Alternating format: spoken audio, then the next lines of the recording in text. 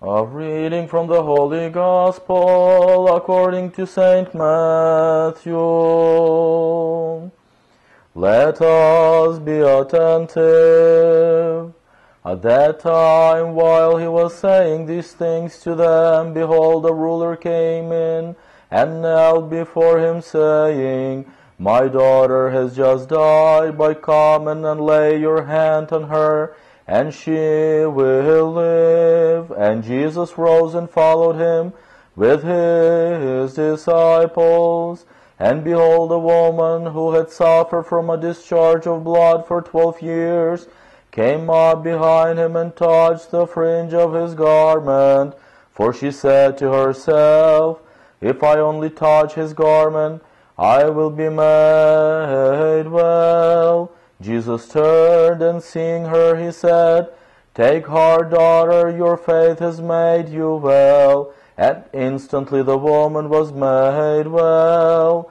And when Jesus came to the ruler's house and saw the flute players and the crowd making a commotion, he said, Go away, for the girl is not dead but sleeping.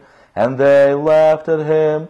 But when the crowd had been put outside, he went in and took her by the hand. And the girl arose, and the report of this went through all the district. And as Jesus passed on from there, 2 blind men followed him, crying aloud, Have mercy on us, Son of David. When he entered the house, the blind men came to him, and Jesus said to them, Do you believe that I am able to do this? They said to him, Yes, Lord. Then he touched their eyes, saying, According to your faith be done to you. And their eyes were opened. And Jesus sternly warned them, See that no one knows about it. But they went away and spread his fame through all the district.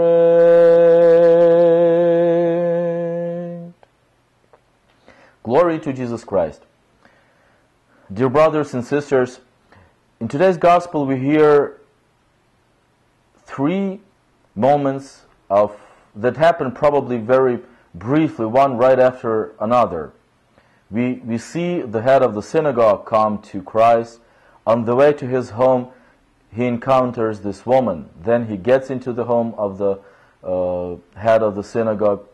He raises his daughter, and then he meets the 2 blind men. In other Gospels, particularly in the Gospel of Mark, this was the reading from Matthew. In the Gospel of Mark, each of these stories is told us with much more detail. We hear the names of these people, we hear more conversation. But this version is very being concise. It actually gives us exactly what Christ wants to communicate. In all 3 moments, in all 3 miracles, we see Christ heal different things, completely different things. In first, with the lady, with the first miracle, it is she had, as the gospel says, discharge of blood for 12 years. The girl was dead, or she was asleep, which was also a common illness in the Middle East, where and very often these people were thought to be dead, so they were buried alive, and then they would wake up, and of course, after a while, die in their tomb. So Jesus saves her anyway, whether she was dead.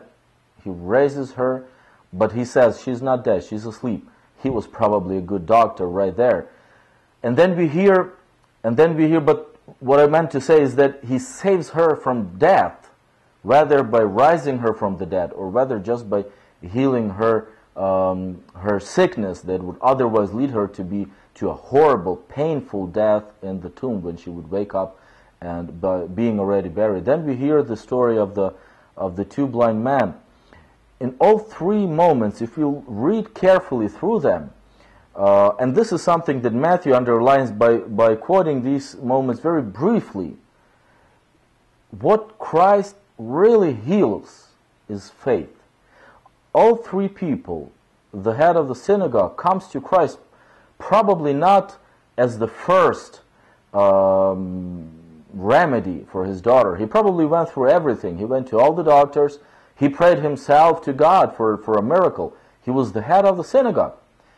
He probably, by the virtue of post he held in his society, he probably hated Christ. And we, in the next chapters, we see this opposition between Christ and the scribes, heads of the synagogue, and other people. And still he comes to him as the last resort. Weak faith. We see this woman that she has faith, but it is also weak. She doesn't approach Christ. She doesn't talk to him. She tries to hide behind, just touching his clothing. We see these two blind men that call Jesus Christ Son of David, which was a name for descendants of David, but in the Jewish tradition, sons of David were the people who fought for independence of Israel, were called sons of David. So they show misunderstanding of Christ and his message. And still, to all three, Christ appreciates the little faith they have, and he heals them. It is a great lesson for us today. Christ accepts us the way we are, with our little faith, with our weaknesses, with our sinfulness, with our lack of knowledge, with our lack of understanding, in our simplicity. Whether we are rich, as the head of the synagogue was, or poor, as those blind men were.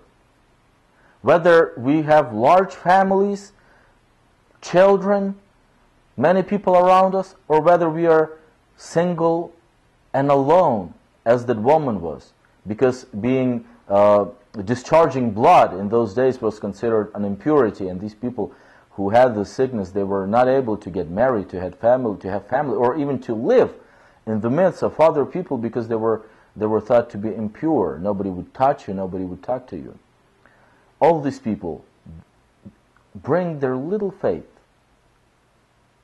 to God, and they, together with it, they bring their suffering, and he heals them. Let us live this day, bringing everything that we have, our little faith, our weaknesses, everything to Christ, and we will be healed, and we will receive his inheritance, the inheritance of the kingdom of heaven, here on earth. Glory to Jesus Christ.